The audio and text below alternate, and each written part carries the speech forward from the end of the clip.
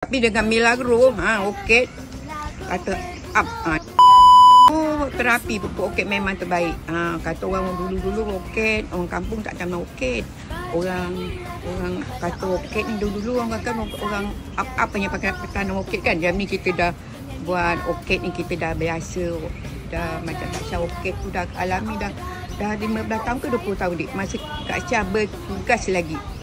Kak Syah asal Kak Syah tu main okey, Kak Syah bawa kawan Kak Syah tu kan. Ini kawan Kak Syah kat kerja, dia macam press. Tapi Kak Syah bawa dia pergi nursery, okey, Kak Syah bagi dia 2 pasu.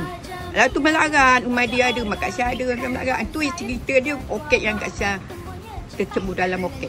Tapi okey ni lah Milagro. Tapi dengan Milagro, okey, kata up.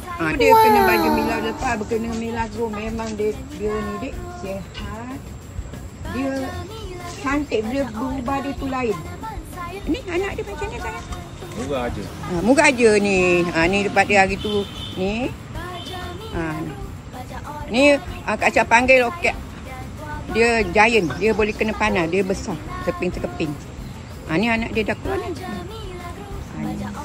Pak Mila di Pasar Tani Belimau ada, rumah Kak Syah ada.